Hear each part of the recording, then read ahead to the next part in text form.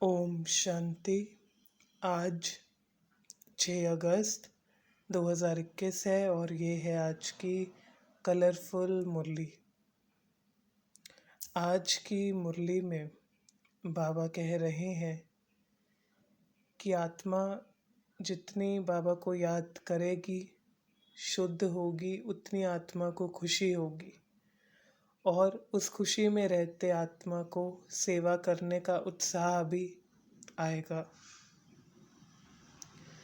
तो बाबा आज और याद करवा रहे हैं बार बार कि ये अभी समय है पुरुषार्थ करने का और ये हीरे जैसा अवसर है हीरे तुल्य बनने का। टॉप लेफ्ट में देखते हैं आज बाबा कहते अपने आप से पूछो, यानी आत्मा बनकर अपने आप से पूछो कि शुद्ध कितना बने हैं। जितना शुद्ध होंगे उतनी खुशी होगी, सेवा का उमंग आएगा।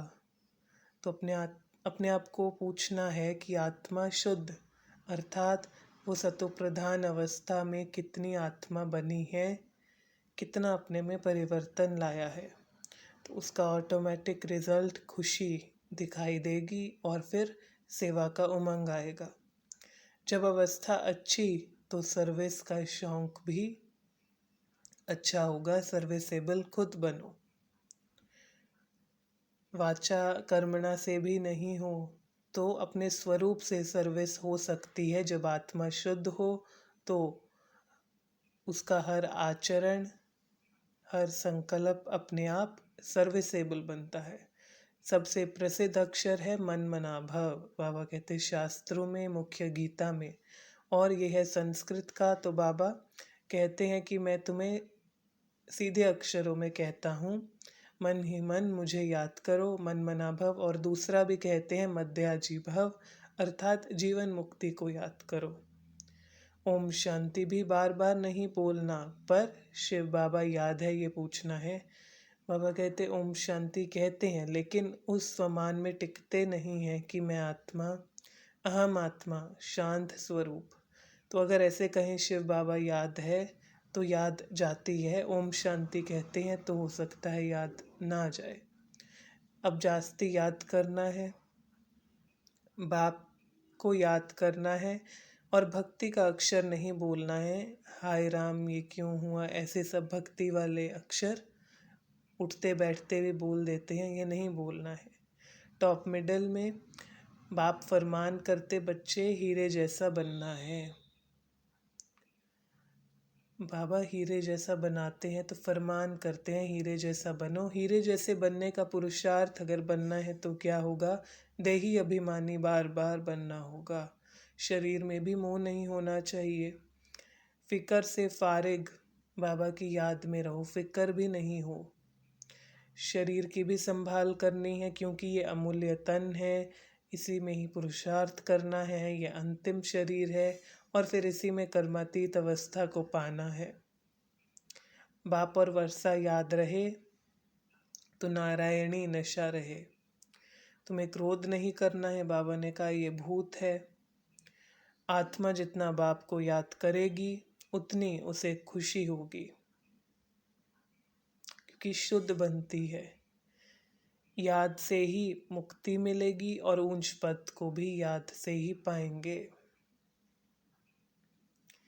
विक्रम विनाश भी याद से होंगे।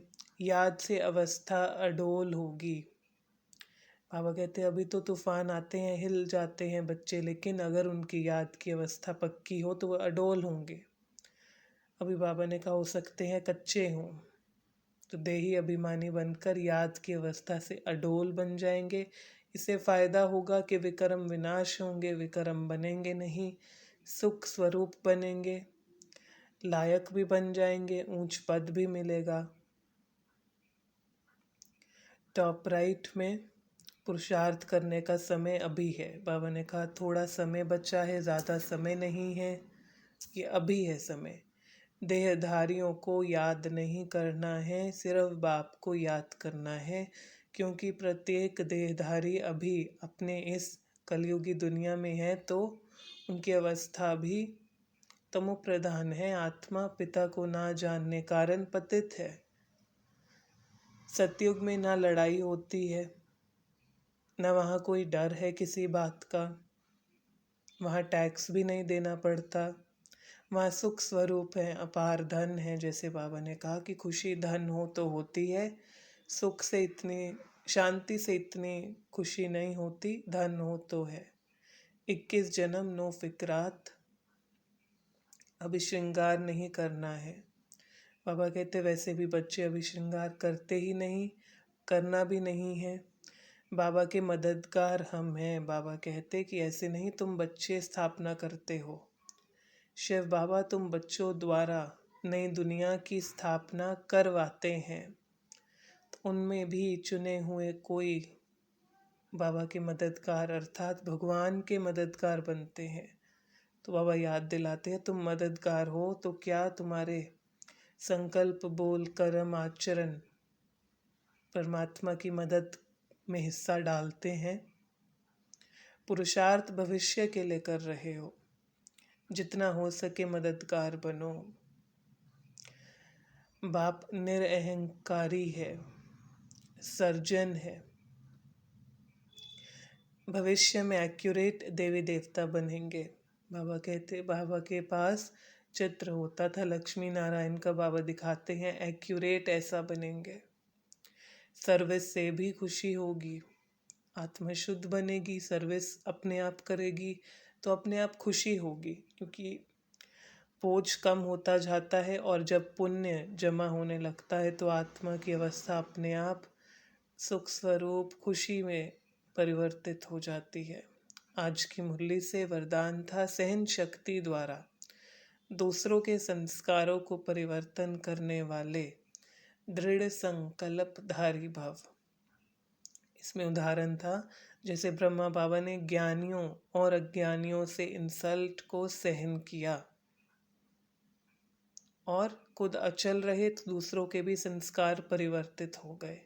तो ऐसे कहा कि फॉलो फादर करो, दिल शिकस्त नहीं हो जाओ, अगर कोई कुछ कह दे, कुछ बात हो जाए, दिल शिकस्त नहीं हो जाओ, सहन शक्ति धारण रखो और दृढ़ संकल्प रखो। स्लोगन था सबसे बड़ी महानता है संगम पर सहन करना और झुक जाना। संगम पर सहन करना और झुक जाना, यही सबसे बड़ी महानता है। तो ये आज की मुरली से रतन थे। अगर आपको आज की मुरली से कोई प्रश्न है या फिर आपको कोई और नया पॉइंट पता है तो आप नीचे कमेंट बॉक्स में डाल सकते हैं। अच्छा, ओम शांति।